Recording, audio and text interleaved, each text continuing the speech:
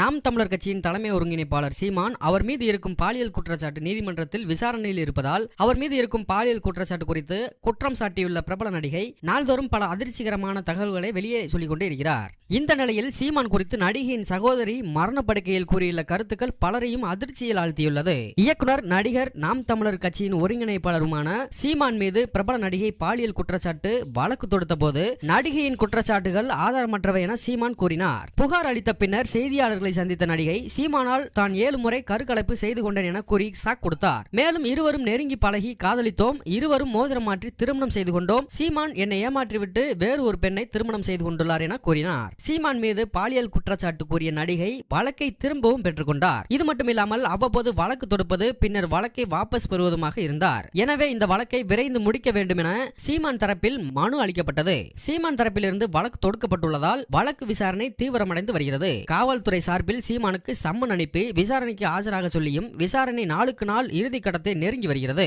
கடைசியாக அளித்த சம்மனுக்கு காவல் நிலையத்தில் ஆஜராகி வந்த பின்னர் சீமான் பேசியது பலருக்கு அதிர்ச்சி அளிக்கும் விதமாக இருந்தது. இன்னும் சொல்ல போனால் சீமான் கொச்சையாக பேசியுள்ளார். குறிப்பாக அங்கீகரிக்கப்பட்ட கட்சியின் தலைவரை போல் பேசாமல் பேசினார். குறிப்பாக நடிகையை தரைக்குறைவாக பேசியுள்ளார். மேலும் தனக்கு நடிகைக்கும் தொடர்பு இருந்தது உண்மை என்றும் அவர் கூறியுள்ளார். நடிகை முதலில் குற்றச்சாட்டு கூறிய போது மறுத்த சீமான் இப்போது ஒத்துக்கொண்டுள்ளார். இது நாம் தமிழர் கட்சியினருக்கு பெரும் அதிர்ச்சியை அளித்துள்ளது. நடிகை சீமானால் 7 முறை கருக்கலைப்பு செய்து கொண்டதால் தற்போது அவரது கர்ப்பப்பை அகற்ற சொல்லி மருத்துவர்கள் அறிவுறுத்தி உள்ளார்கள் என சமீபத்தில் அவர் வெளியிட்டுள்ள ஆடியோவில் தெரிவித்திருந்தார். இது மேலும் அதிர்ச்சியை அளித்துள்ளது. இந்த ஆடியோவில் நடிகை தனது அக்கா குறித்து தெரிவித்திருந்தார். அதாவது சீமானால் கண்ணீர் சிந்தி சிந்தி என் அம்மா உயிரை இழந்து விட்டார். இப்போது எனது அக்கா படுத்த படுக்கையாக மாறிவிட்டார். எனது அக்காவே ஒரு தாய் குழந்தையை பார்த்துக் கொள்வது போல் பார்த்துக் கொள்கிறேன் என அழுது கொண்டே கூறியுள்ளார். மேலும் அவர் போலீஸ் விசாரணையில் சீமான் உண்மையை ஒப்புக்கொள்கிறார். நாம் தமிழர் கட்சியின் தலைமை ஒருங்கிணைப்பாளராக இல்லாமல் சீமான் சாமானியனாக இருந்திருந்தால் எனக்கு என்றைக்கோ நீதி கிடைத்திருக்கும். சீமான் செய்தியாளர்கள் சந்திப்பில் என்னை மிகவும் கேவலமாக விமர்சிக்கிறார். சீமானை விட நான் பச்சை பச்சையாக கேட்பேன். நான் என்னுடைய எதிர்காலம் உள்ளிட்ட எல்லாவற்றையும் இழந்து விட்டேன். சீமான் எனக்கு எதற்காக ரூபாய் 50,000 கொடுத்தார்,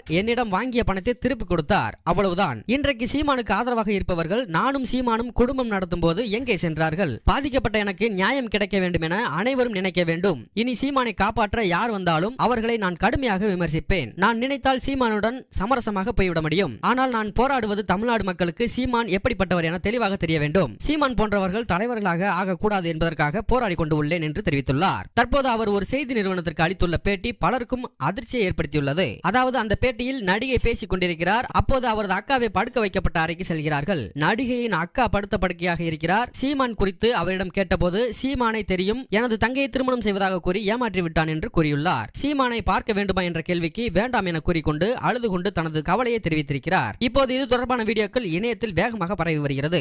இந்த வீடியோவை பார்த்த இணையவாசிகள் திமுகவினர் தமிழக வெற்றி கழகத்தைச் சேர்ந்தவர்கள் என பலரும் சீமான் குறித்து கடுமையான விமர்சனங்களை முன்வைத்து வருகிறார்கள். இணையவாசி ஒருவர் பெண் நல்லவரா கெட்டவரா நாம் தீர்மானிக்க கூடாது, கடவுள் பார்த்துக் கொள்வார், ஆனால் பெண் பாவம் பொல்லாதது, நிச்சயம் தண்டனை உள்ளது என பதிவிட்டுள்ளார். சீமான் வழக்கு நீதிமன்றத்தில் பல திருப்பங்களை சந்தித்து வந்தாலும் ஊடகங்களிலும் நடிகைக்கு ஆதரவாக பலரும் தங்களது கருத்துக்களை தெரிவித்து வருகிறார்கள்.